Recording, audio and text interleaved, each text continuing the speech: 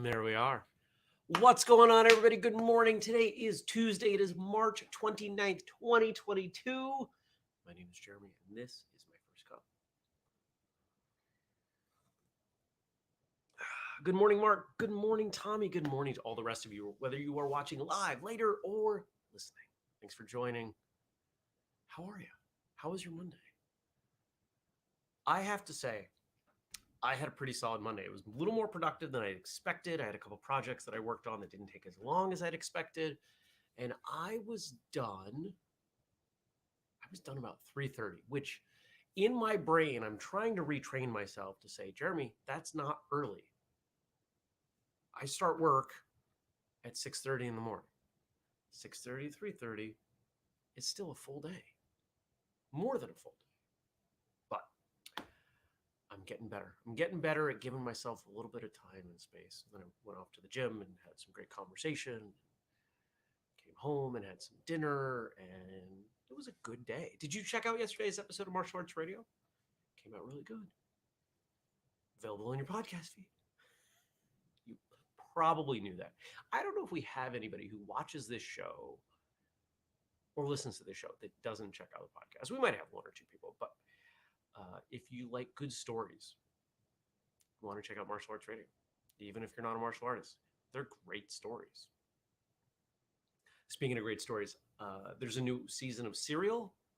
It's not super new. I missed it when it first came out, but it's once again really good. Some of the best storytelling / journalism I think that exists. I really, really enjoy it.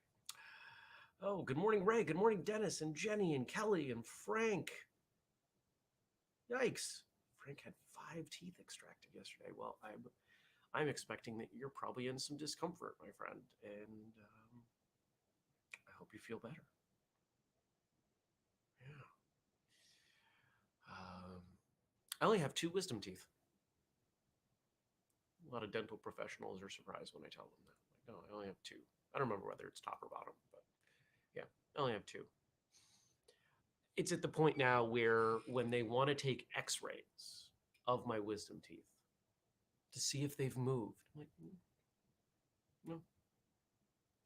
I haven't grown 20 years. They're not moving. They're not causing a problem. You just want extra money. I am convinced, I don't know that it's necessarily that the dental industry is shady. I think that they are normalized to people who have disastrous teeth. And so they're so terrified that they might miss something, or they expect that a larger portion of the population on some level needs more dental work than really does. They want to check it's not their money. In fact, they make money for being preventative. Clean my teeth and give me a free toothbrush I'm not going to use. That's all I need from you. Good morning, Nathan. Good morning, Joe. Dennis says, I have only 2 wisdom teeth. Both have long been pulled, and all my wisdom went with them. Yeah. Everything's pretty much dialed in from my braces, my Invisalign. So that's cool. Only have a little bit longer where I've got to wear the thing during the day, and then it's just at night. So that's nice. What was the highlight of your Monday? Anybody have anything cool going on? Anything fun happen? Let me know. Today, what do I do today? Gonna go get blood drawn. I have blood drawn I think we're at every once a year. Yeah, maybe every 6 months. Just because I like to keep a baseline. What's going on with everything? It'll be interesting to see what the blood work looks like because I've been so restrictive on my diet. There's been very little stuff going on in terms of food. I haven't had alcohol in a while. Yeah. So it'll be interesting to look at that and compare to the last few years. Going to help a client. It's a fasting blood draw, so I'm not going to have food until like lunch because I can't go out and grab anything because Although I guess I could go to the grocery store. I could do that. I might do that. We'll see how hungry I am. Come home. If you're still up to it, Frank and I are having a chat. Got a little bit of time in there to eat lunch, do a little bit of work. Got a meeting. Yeah. It'll be a busy Tuesday. Next Tuesday, knock on wood, is going to be nice. And I'm going to try and take the day off and go for a hike. Because I have not been for a hike in a while. And it's supposed to be 50 degrees. And that's decent hiking weather. I gotta get out of the woods. I miss the trees. Good morning, Stacy. Oh, Frank said 4 wisdom teeth were removed and 1 that was infected. Fortunately, he's not in any pain. There's some blood, though. The nice thing about mouth wounds is that they heal so quickly. It's a good thing. Well, I'm glad you're not in pain, my friend. Stacy says, visiting your local vampire. Good for you. It's funny. I don't know if it's the same person as the last time I had blood drawn, but it's a small naturopathic clinic. And the phlebotomist there has a little bit of a gothy vampire vibe, which I found really fun. It's like, hey, you're, what was it? I think I met her last time, maybe this time before. How long have you been a vampire? And she didn't even skip a beat. Graduated. She knew where I was going. It's fun. I like when the people we interact with day to day are fun. I appreciate that. Fun is a good thing. I will say it only because we've got a few of you in the chat. I emailed a bunch of people yesterday that are on the team for a meeting. So please check your email. You know who you are. Some of you already responded. So there we go. Anything else? I don't think there's anything else to share. Oh, you know what I did do? What I meant to do, I didn't look at the Facebook page to see what you all talked about or what we talked about and what your responses were.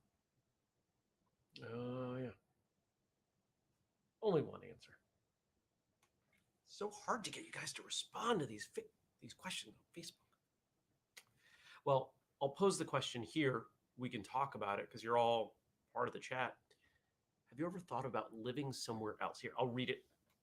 I got hiccups for some reason. I'll read it word for word. Have you ever thought of living somewhere else? Where and why? And Jason said, in every city I've lived, there is an airport nearby. I once lived by an Air National Guard base as well. So I just wonder what it would be like to live where I cannot hear aircraft. Other than that, it's beachfront for me. I love Vermont. I really do. But I think about moving. I've been here for 20 years. I spent the first, almost 20 years of my life in Maine. A few years for college, came here. I've been in roughly the same area for almost 20 years. Is it time? Do I go somewhere else and look for new adventures? I don't know. It's something I've been thinking about. It's not something I'm strongly thinking about, but I'm thinking about it. I'm wondering, that's probably the better word. I am wondering what it would be like. What would it be like to live somewhere a little warmer? What would it be like to live in another country? What would it be like to, I don't know. So when I have these thoughts, I often share them in a way by asking you what your thoughts are because they help me process my thoughts.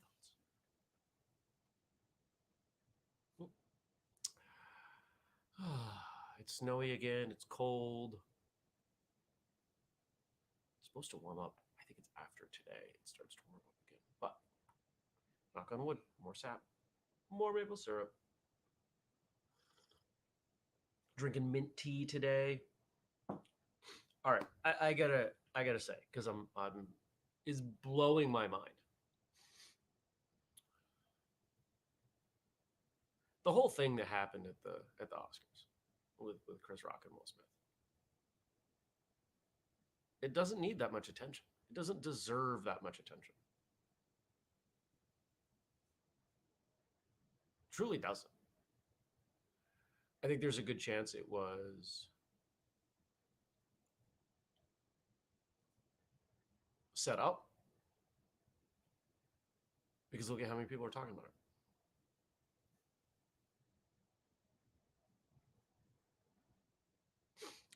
If I was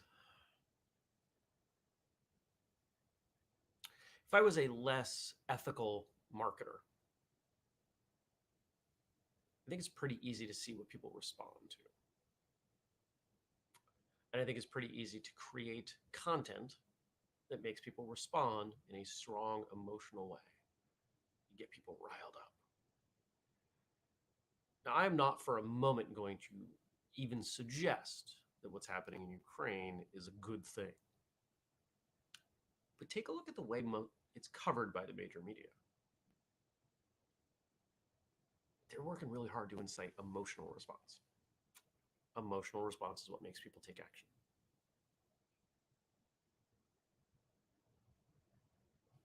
Not saying they shouldn't, but I think when it's at the expense of facts and reporting and journalism, that's where I draw an issue, where I have an issue. And I think this is more of the same. So I am going to suggest that you not spend your emotional energy on things that people tell you to spend your emotional energy on. Make the choice. If there is a subject that comes up, sure, make the decision for yourself. Because the one thing I will remind you is that none of the people involved in this latest fiasco even know who you are. They do not care. They're not spending any of their energy on you. Don't give yours to them.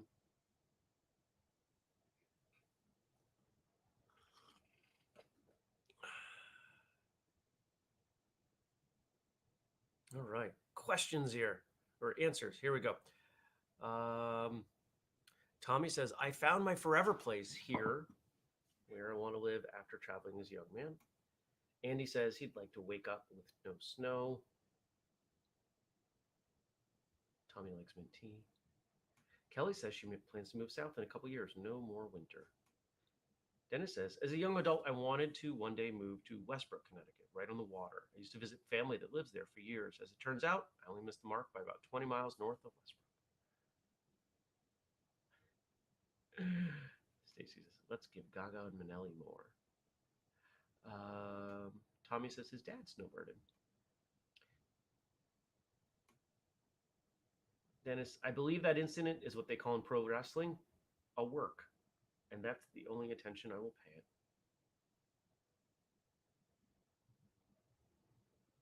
Mark says, I used to use Will Smith as a role model. He's a good man. He says that in quotes, not anymore. Yeah.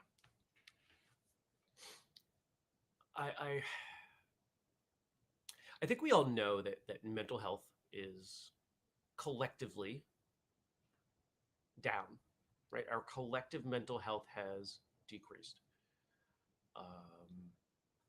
If you look at, I'm not even going to suggest which ones to poll, but go pull some statistical data, anything. It'd be a good one. Go call a mental health clinic, a therapist. Ask how long their waiting list is. It's really, really challenging out there. And it is challenging in part because of what is and has been going on in the world. We don't have control over very much of it. What we do have control over is how much we pay attention to it. The semi-sarcastic way that I have phrased this, and I won't use the actual word, is we have a finite number of F's to give. Right? We all feel that through a day. There's a point often midday towards the end of the day, and you're just like, I'm just spent. I can't care anymore. I can't give anymore. Consider it a resource. How do you spend them? Some of the people that I see having the hardest time over the last few years are the people who seem to be the most invested in the things that they can't control, and they spend a tremendous amount of energy talking about them publicly. mostly on social media, and arguing with people who disagree. That's a pretty poor use of energy. If we were to turn off the TV, not watch news, not be aware of anything that's going on in the world, let's pretend like it absolutely you know nothing. Doesn't change anything. Your knowledge of what's going on in the world does not change what's going on in the world. It may have a small impact on what goes on in your life. When we talk about like the big macro stuff, you might go to the gas pump and say, why did the gas prices go up? But knowing why the gas prices went up doesn't change that they went up. Okay. So when we realize that, it gives us the ability, the opportunity, the choice to not pay attention, to save more of those F's for ourselves and the people we care about and the projects that matter, things like that.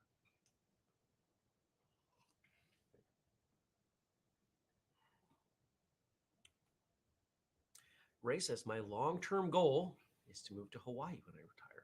I've never been to Hawaii, but it's on the list. I've heard wonderful things.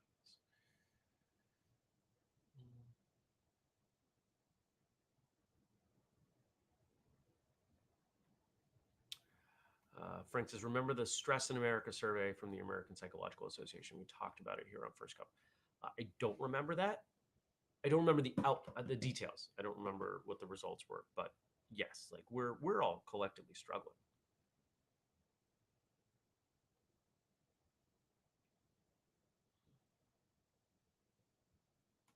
Yeah, Stacy phrases it well. You know, whether or not it was orchestrated at the top level or who knows, who knows, right? I don't know, and I'm not going to invest energy to find out. But she says, I think the effects of the publicity of Will Smith's wife's affair, her struggles with alopecia, and earlier jokes at their expense, he just snapped. Nobody came out well that day. Not Will, not Chris, and certainly not Jada. And it'll be the focus of media and people's F's until the next thing that comes around. There's always a next thing. There's always a next thing for us to get riled up about, to split us down the middle, to argue. And I don't participate. It's not worth participating. It also has zero impact on how I feel about Chris Rock's comedy or Will Smith's music or movies. Or Chris Rock's movies. Because how those people act has nothing to do with the reason that I consume their media. I don't watch a Will Smith movie and say, you know, I'm going to watch this movie because he's a good guy. I'm going to watch it because it's a good movie, or I think it's going to be a good movie. Right? That's the only part that matters.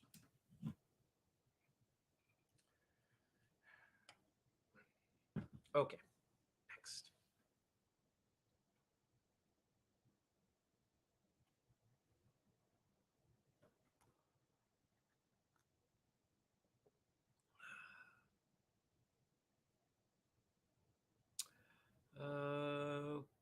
Dope. We're switching gears. So, coming in from Frank, we continue to look at our National Nutrition Month. How do you combat sugar cravings? All right, a couple things to know about sugar. Number one, cravings. If we're really talking about a craving, there are a couple things that we can talk about in terms of cravings. If you are craving sugar or simply processed food, carbohydrates, things like that, if you are tired, your body may crave them more. So making sure that you are rested is an important aspect of that. Two, I have found that if you delay consuming sugars and carbohydrates until later in the day, your cravings are reduced. If you're doing the 12 Months to Health book, that's part of the reason that's in there. I found with myself and there's enough research kind of supporting this, that if I start my day with carbohydrates, and it could be something small, it could be a piece of toast, my body wanted carbohydrates more through the day. And I tried this off and on many times. And then three, the bacteria in your gut, they're not all the same. Different bacteria want different fuel, different food. The bacteria in your gut have a direct line to your brain. There is rapid, massive progress in the research on this. It takes about 3 weeks for the bacteria in your gut to turn over. So if you look at why so many restrictive, whole 30, things like that are 30 days, it's because it gets a full turnover of the bacteria in the gut. If you've been eating good things through those 30 days, you are going to have far fewer of the bacteria that want the sugar. It's not easy, but it is simple. To say it another way, if you don't want to eat as much sugar, stop eating sugar for 30 days. Fight through it. Do what you've got to do. And you'll probably be fine. I have times, I've told you guys, because of this retreat that I'm going on, I'm on an incredibly restrictive diet. I eat meat, fruit, and vegetables, and tea. That's all I'm doing. By the way, the inflammation in my body is basically gone. Places that I thought, oh, there's a bunch of body fat there. Nope. It was just inflammation from eating foods that my body wasn't fond of. I still have cravings. I have cravings for various things, various foods. And I have found, you know what?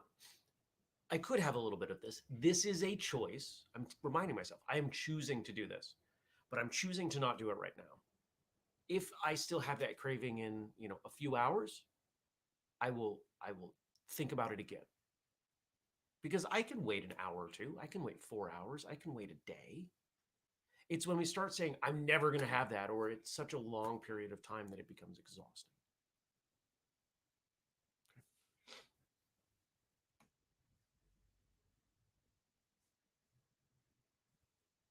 Good morning, Brian.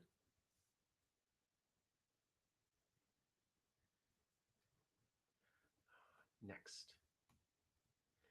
What do you think of some programs emphasizing calorie counting? Are all calories created equal? Depends on who you talk to.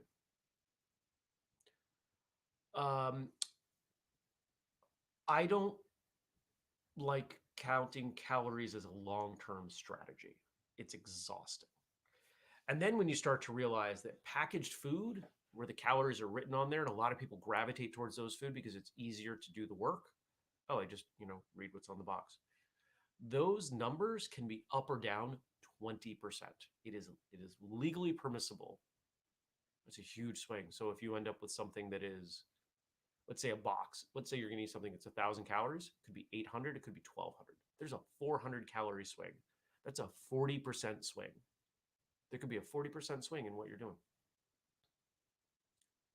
It's not, I don't think it's a good long-term strategy. However, starting to understand, hey, I have been eating this much, I should eat a little bit less or more, depending on your goals. This food has this much. Take a look at how many calories are in lean meat. It's very little. How many calories are in vegetables? It's very little, especially when you factor in the fiber. Knowing that stuff, I think, is really valuable. Where it goes wrong for people is when, well, two things. One of them is mentioned here. It goes wrong for people when they make too rapid a change. Because remember, your body adjusts to where you are. If you're eating 3,000 calories a day and you suddenly go to 1,500 calories a day, your body will very quickly adapt. And if you are not doing things to offset that, which is resistance training, it's not cardio.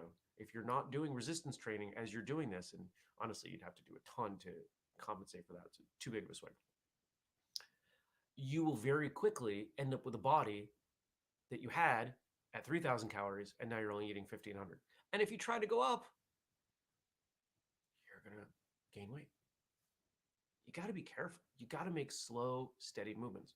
There's a reason that everything that we put out is about slow, steady progress, because that is what's sustainable. Now, the other part here are all calories created equal. Depends on who you ask. When you're talking to most registered dietitians or nutritionists who are looking at the question strictly from a weight loss angle, they will say, yes. I strongly disagree. We do not fully understand how human digestion works. And to say yes also ignores the fact that there are other elements within those There are other things that carry along with those calories. Now, when they say all calories are created equal, they're talking about the energy test, which I don't know if they still do it this way, but the way I learned how to do it in school had to do with setting the food on fire, and it was changing the temperature of water. How much energy was in the food to change the temperature of the water, and that's how you would find out what the calorie count was. I haven't thought about that in a very long time. But if you eat, let's say, 200 calories of apple or 200 calories of sugar, your body's going to feel different. One has a different nutritional value than the other. And I do not in my soul believe that the body treats them equal. It just doesn't make sense.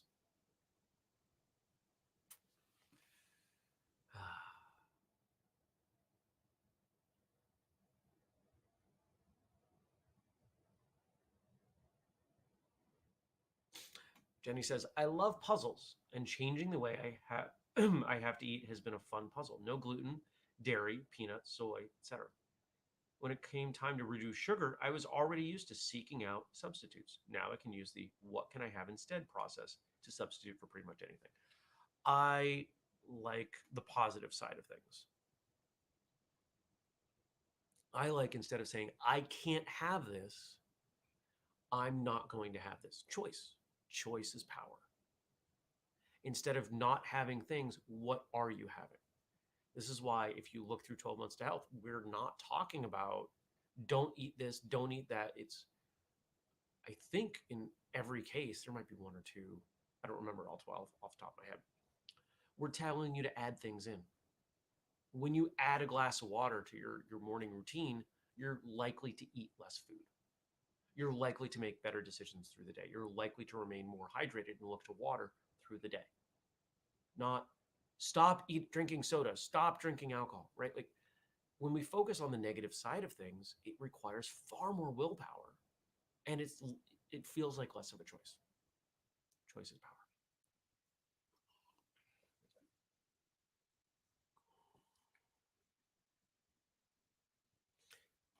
Kelly says, now I know why I crave carbs. With fibromyalgia, I'm always exhausted and can't sleep. Yeah. I'm sure that's part of it. One of the things that I might look to, if I were you in that case, would be high fiber foods, raw fruit, raw vegetables, and see how much that makes a change. I'll be honest. For me, look, I love bread. I love carbs. I really do. Pizza is one of my favorite things in the world.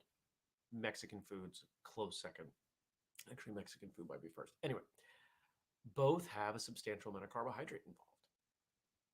Cheese has carbohydrates, right? Like, it's in there. But if I'm trying to remain healthy, if I'm trying to avoid those cravings and not eat those foods, cut up an apple, cut up a carrot. Those are two pretty straightforward things for me. Even I grabbed a pineapple at the store the other day. It's super sweet. Fruit can be really sweet. I'm not going to build my diet around pineapple or kiwi or other fruits that are really sweet. Bananas have a lot of sugar, but they're natural sugar. So it's at least better, right? We often get trapped in this, well, if I can't do this and do the perfect, I'll just do the worst, the other end of the spectrum. That's not how the world works. It's not how your body works. Small steps. You're welcome, Kelly. All right, and our last one, some dietitians recommendation for drinking water is to take your body weight, cut it in half, and that's the amount of water you should consume each day in fluid ounces. That is a common recommendation, absolutely. And again, it's one of those things that I think a lot of people are like, okay, how do I do that? That's a lot of work. Most of us would be looking at somewhere between 60 and 100 ounces of water.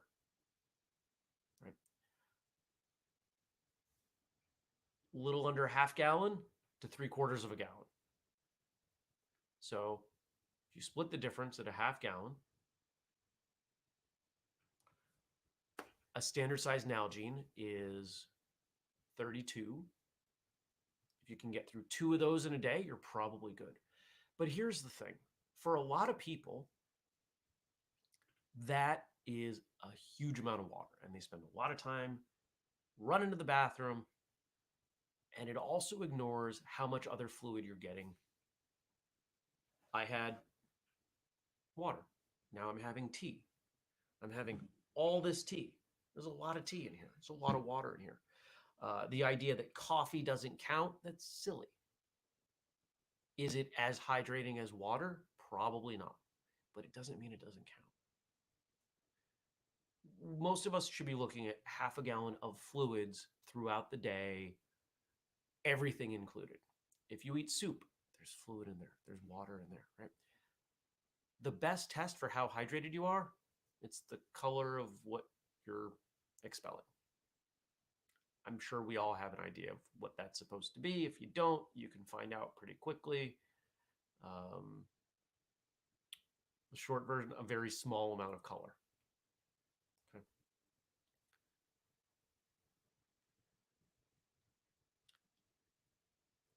Making a big swing from no water to lots of water is too much for a lot of people. That's why 12 Months to Health is one big glass when you get up. Because for most of us, that's the difference. That's for most people, that's all they need. That's the gap between where they were and where they should be.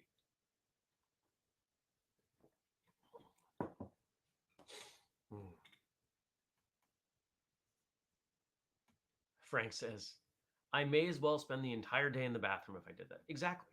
That's the challenge. And that's, this is where a little bit of research, scientific data, put in the hands of people who have been through an academic setting where they're talking about ideals and they're compartmentalizing how things impact, become problematic. This is why we put together 12 Months to Health. There are plenty of, and this is why the medical professionals I reached out to are the ones that I reached out to. Because if I put that in front of, I don't know, a medical board, they'd look at it and they would find things, well, this here, blah, blah, blah, blah. It's not meant to be the be all end all. It's not perfect, but it's an attainable way to get people moving forward from where they were. And I think that's what we need to look at. Where are you? Where are you trying to go? Let's get you a couple steps down the path. Because sometimes all you need is to create momentum, whether we're talking about health or anything else.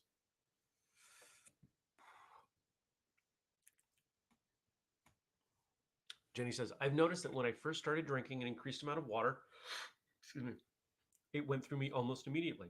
My body soon realized that I actually needed that water, and I made fewer immediate trips as my body started to absorb and utilize that water normally instead. Awesome.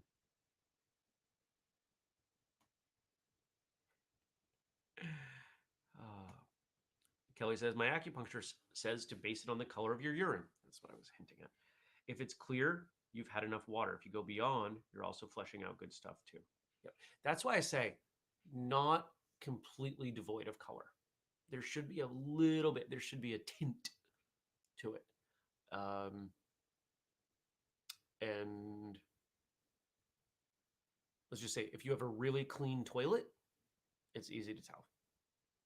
This isn't the most fun sort of conversation, but I think it's really important. It's also why I think electrolytes, salt, etc., are important to bring in.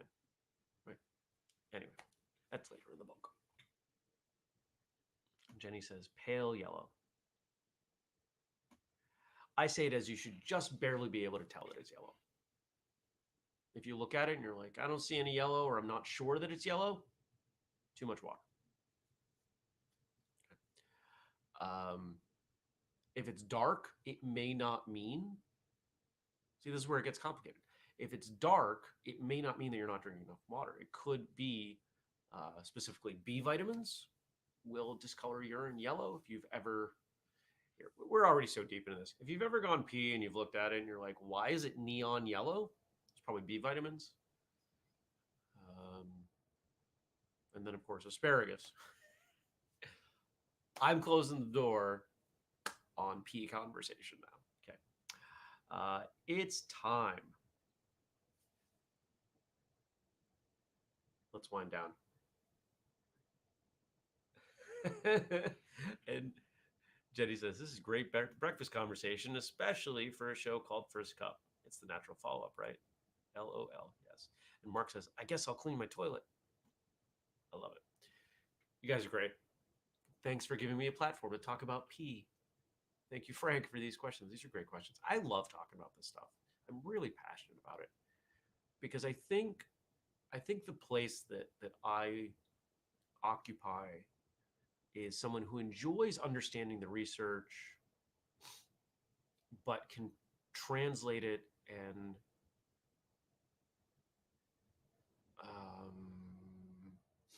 make it approachable. I know exactly what I should do for my personal health. I can't do it all. It's exhausting. It's too much. It would be a full-time job. It really would.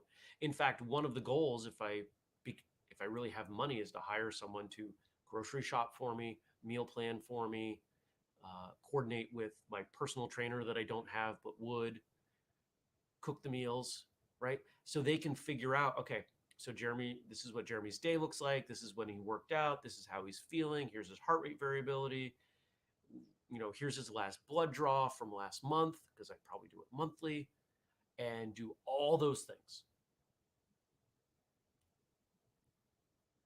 Would it be much, much better than where I'm at now? No, but it would be better. What's the term I'm looking for? Diminishing rate of return. I think where I'm at with my health is probably the best balance, the best value of time, money, energy versus how my health comes back up. There was somebody over the weekend who, when they learned I was 42, was shocked. Said, I thought you were 30. For the last few years, people have thought I'm 30. I'm okay with that. All right.